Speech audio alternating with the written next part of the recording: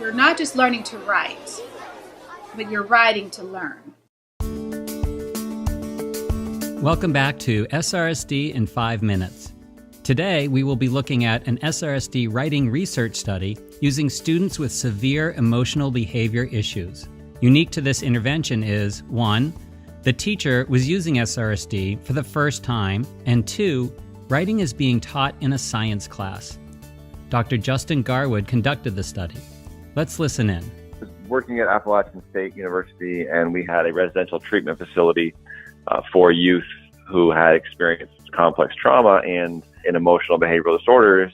And I said, well, I'd like to focus on writing because it's probably the topic that gets addressed the least. So they were interested, but they were really concerned about the behavior of the students and them being willing to take part in an intervention. I told them how SRSD specifically targets engagement with built-in strategies, self-regulation, self-talk, and they were really interested.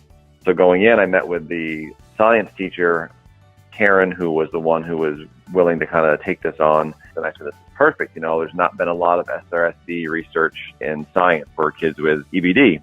We wanted to train Karen and really be as hands-off as possible. We didn't want to offer her much training beyond the SRSD Online training, observing for fidelity. I'm sure she understood the model, but we did not offer students any instruction. The best thing for us was they were into it, and it didn't take long for them to buy in. And we had 11 students, which is a really big number for a single subject design study where you're using each participant as their own baseline. And considering the level of emotional behavioral disorder we were dealing with, we were extremely pleased with the results, and we were surprised to see how big of effects we received. And if they were writing prior to intervention, they were writing maybe 2 or 3 sentences, and they weren't really articulate. Fast forward to after intervention, and they're burning up the front and back of a page with lots of reasons and justifications for those reasons, and the topic sentence and the conclusion and all of that. I mean, really some articulate opinions. So that was really fun to see. We did a generalization probe where we then also assessed the students' writing in their English language arts classes, and nobody dropped below previous intervention when they went to a different class. So to us, that says transfer of learning. They learned the skill or transferring it to other situations.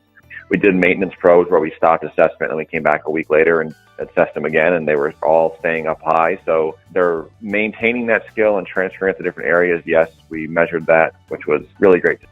We also assessed the students on what is called psychological engagement during instruction and their sense of belonging in the school. And we saw that there was a significant increase in these students' psychological engagement and academic tasks prior to intervention and then post. There was a significant increase in that self-report measure.